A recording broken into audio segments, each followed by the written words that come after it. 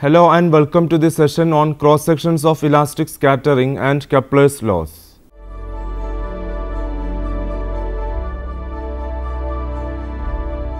Scattering is the process in which particles change their directions of motion due to interaction with another particle. The angular distribution of the scattered particles depends on shape of the target, the nature of the forces between the particles and the target. Cross-sections of elastic scattering. During scattering, there will be change in trajectory of the particles. Consider a uniform beam of particles having the same mass and energy incident upon a center of force. The number of particles crossing unit area perpendicular to the beam in unit time is called the intensity of flux density I. As the particles move closer towards the center of force, there will be change in the incident straight line trajectory due to the attraction or repulsion of the center of force. As the incident particle crosses the center of force, the deflecting force acting on the particle decreases and the path once again becomes a straight line. Using scattering experiments, we can investigate the nature of the force fold existing between microparticles like atomic and subatomic particles. In the collision of microparticles, it is not possible to follow the individual particles through the scattering process. Also, the particles involved are identical and cannot be distinguished. To study the collision of these types, the concept of probability is introduced through cross-section. The differential scattering cross-section is used to measure the probability that a certain number of scattered particles appear in a certain direction. The probability of scattering is defined as the ratio of actual events taking place to the total possible number of events. Probability of elastic scattering is equal to number of elastically scattered particles divided by total number of incident particles. The probability is unity if every particle falling on the target is elastically scattered. But some particles are inelastically scattered or not scattered at all, then the probability of elastic scattering will be less than unity. Let I be the intensity or flux density and n be the number of particles in a target. If A is the area on which the particles are incident and capital NSE is the number of particles scattered per unit scatterer, then probability of scattering is equal to n into capital NSE divided by IA, let it be equation number 1. The area which the target particle offers to the incident beam is called the effective cross-section. The scattering probability can be expressed in terms of the effective cross-section also. The greater the effective area which the target particle offers, greater the probability of scattering. Let sigma SC be the effective cross-section offered by each target particle. The total effective area which the particles will offer is equal to n into sigma into SC. Then probability of scattering is equal to n into sigma SC divided by A, let it be equation number 2, where A is the whole area of the target. Sigma SC is the cross-section for scattering of a given kind of particle. From equation 1 and 2, n into sigma SC divided by A is equal to n into capital N SC divided by IA, that is sigma SC is equal to capital N SC divided by I, let it be equation number 3. Using the equations, we can define the scattering cross-sections as the number of particles scattered per unit scatterer per unit time per unit incident flux. The name cross-section is justified because sigma SC in equation 3 has the dimensions of an area. The target particles can interact with the incident particles and scatter them. The cross-section will be high if the interaction is strong, and then sigma SC will be of the order of the area of the scattering particles. It is assumed that the total area presented by the n particles does not overlap. If the interaction is weak, the cross section will be small and the number of particles scattered will be less. Differential scattering cross section. The differential scattering cross section is used to measure the probability that a certain number of scattered particles appear in a certain direction. It is denoted by sigma of ohm and is defined as the ratio of the number of the scattered particles per second per unit solid angle to the incident flux density. Let a flux of I naught particles per unit area move towards a force center. Let d sigma, the area that the scattering center present perpendicular to the path of the beam, such that all the particles hitting d sigma area are scattered into a solid angle d ohm per second is I naught into d sigma. Let I be the intensity of the scattered particle. It is defined as the number of particles scattered in the direction ohm per unit solid angle per unit time. Hence, the number of scattered particles contained in a solid angle d ohm along the ohm direction can be written as I naught into d sigma is equal to I of ohm into d ohm. Let it be equation number 1. That is, d sigma divided by d ohm is equal to I of ohm divided by I naught. The differential scattering cross section sigma of ohm is equal to d sigma divided by d ohm, which is equal to I of ohm divided by I naught. Let it be equation number 2. The total scattering cross section sigma is equal to integral sigma of ohm d ohm, which is equal to integral of d sigma divided by d ohm into d ohm. We can show that the differential scattering cross section along the direction phi is sigma of phi is equal to minus p divided by sin phi into dp divided by d phi. Phi is the scattering angle and is defined as the angle between the incident and scattered directions of the particles, and p is the impact parameter. It is defined as the perpendicular distance between the center of force and the direction of the incident velocity. The amount of scattering is determined by the energy and the angular momentum. It is convenient to express angular momentum in terms of energy and impact parameter. For deriving the expression for sigma of phi, it is assumed that the force is central and there is complete symmetry about the axis x x dash of the incident beam.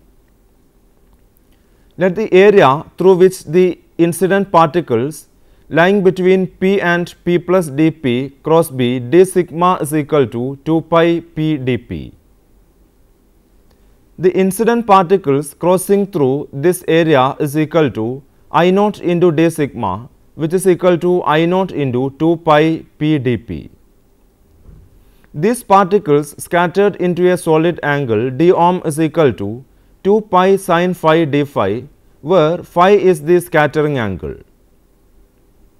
The number of particles into the solid angle d ohm are given by I of ohm d ohm is equal to I naught into sigma of ohm d ohm using equation 2, which is equal to I naught into sigma of phi into 2 pi sin phi d phi, where sigma of phi is the differential scattering cross section along the direction phi.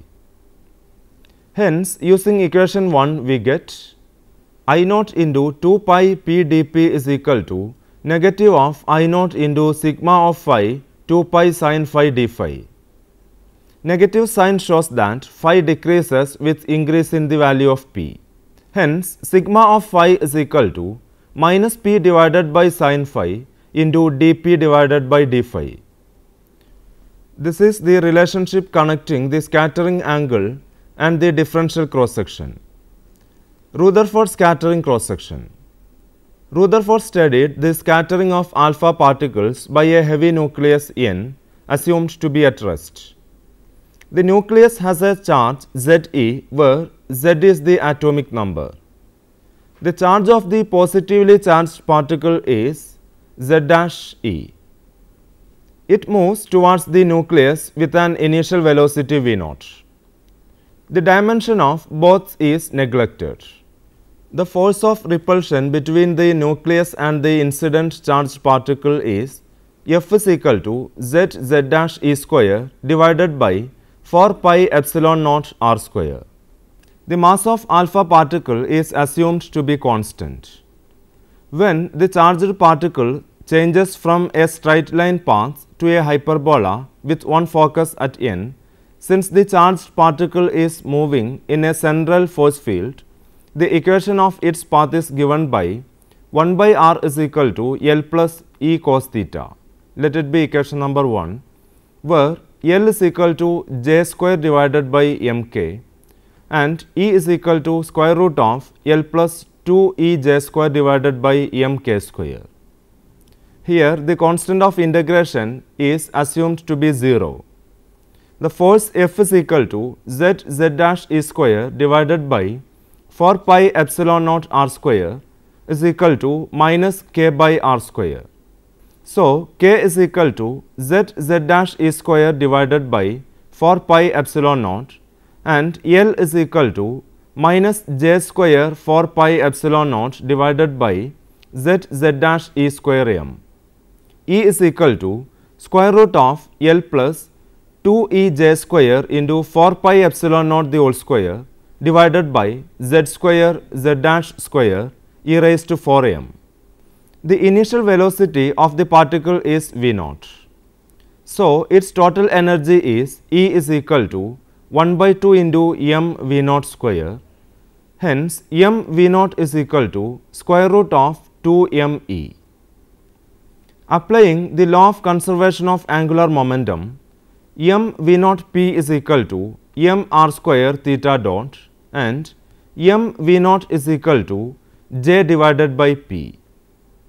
So, j by p is equal to square root of 2me or j is equal to p into square root of 2me.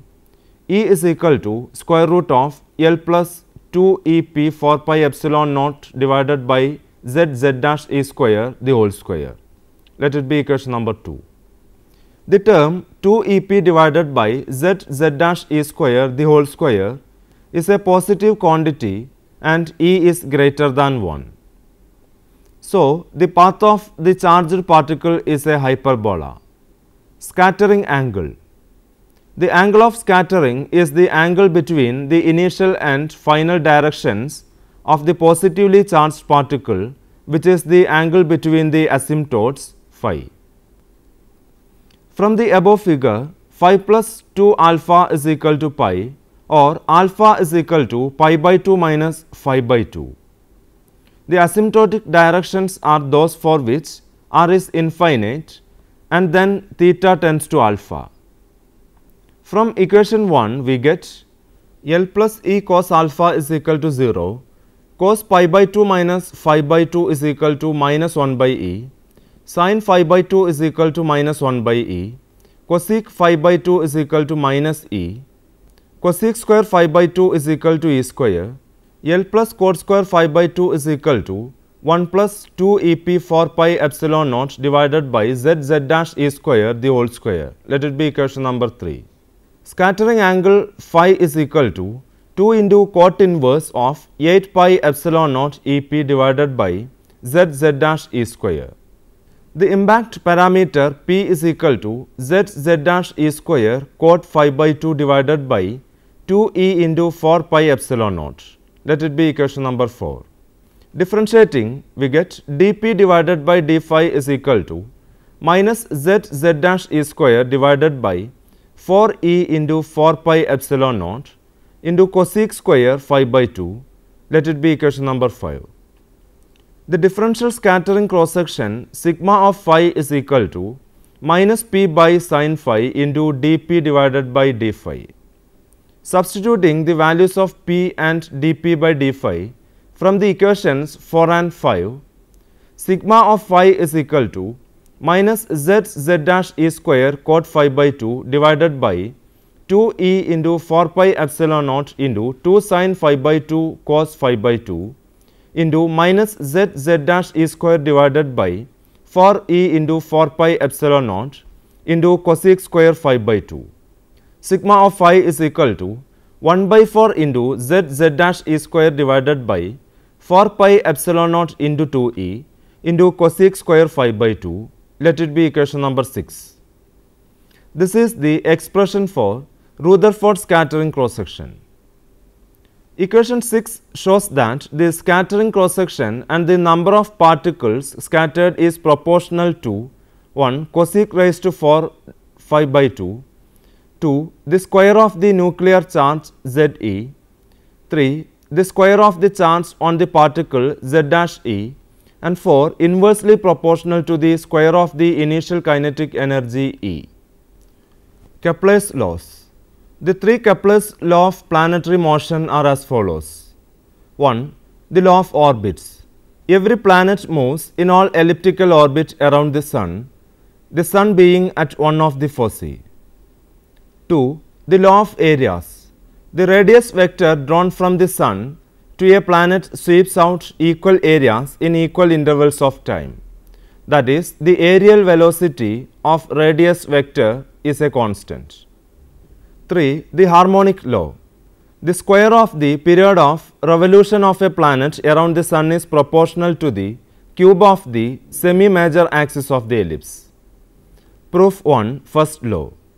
The first law follows from the equation epsilon square is equal to a square L raised to 4 divided by m square k square is equal to L raised to 4 divided by m square k square into m square k square divided by L raised to 4 plus 2 me divided by L square is equal to 1 plus 2 L square E divided by m k square.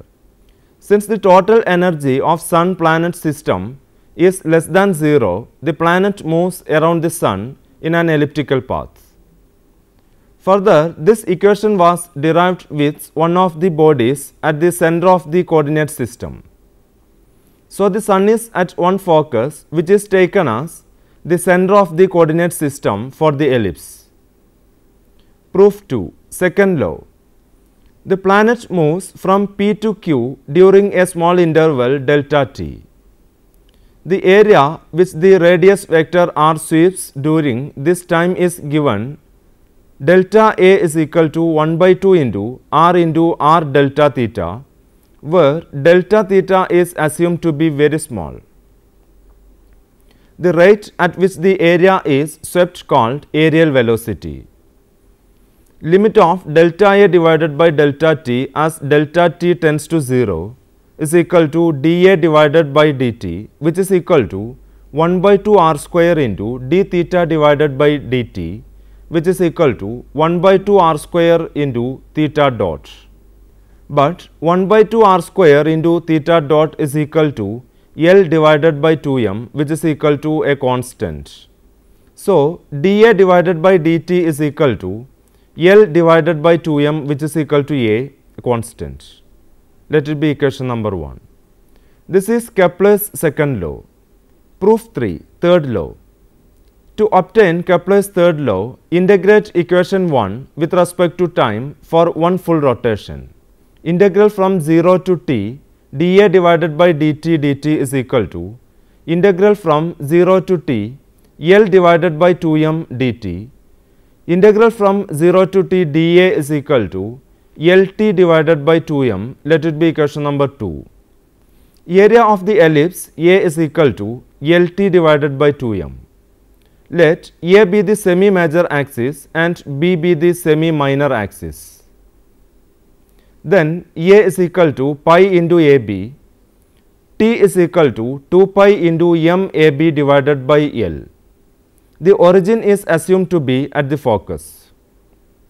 So, 2A is equal to R maximum plus R minimum.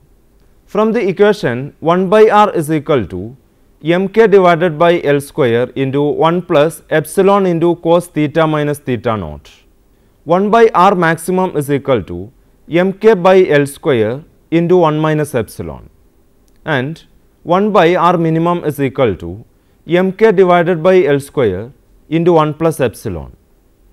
2a is equal to r maximum plus r minimum, which is equal to L square divided by mk into 1 by 1 minus epsilon plus 1 by 1 plus epsilon, which is equal to 2 L square divided by mk into 1 by 1 minus epsilon square. So, T square is equal to 2 pi m a b the whole square divided by L square, which is equal to 2 pi m a b the whole square divided by m k a into 1 minus epsilon square, which is equal to 4 pi square m square a square b square divided by m k a into 1 minus epsilon square, which is equal to 4 pi square into m square a cube divided by m k into b square divided by a square into 1 minus epsilon square, which is equal to 4 pi square m a cube divided by k, or T square is proportional to a cube. This is Kepler's third law. Let me summarize what we have discussed so far.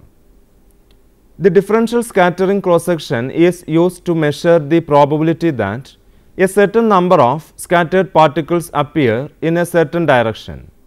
It is denoted by sigma of ohm and is defined as the ratio of the number of the scattered particles per second per unit solid angle to the incident flux density. Scattering angle is defined as the angle between the incident and scattered directions of the particles. The three Kepler's laws of planetary motion are the law of orbits, the law of areas, and the harmonic law. Now, you can try to answer the questions given here. First one, explain Rutherford scattering cross section. Second one, what is scattering angle? Third one, what is called effective cross section? Fourth one, how is the impact parameter related to the scattering angle? Fifth one, derive relationship connecting the scattering angle and the differential cross section. For a better understanding, you can go through these books. First one, Classical Dynamics of Particles and Systems, 4th edition by S. T. Totten and J. B. Marion. Second one, Mechanics, Statistical Mechanics and Relativity by Professor Vivekanandan, P. Kadavur. Third one, Engineering Mathematics, 5th edition by J. L. Marion and L. G. Craig. Hope that you have enjoyed this program. We can meet again with another topic. Till then, take care.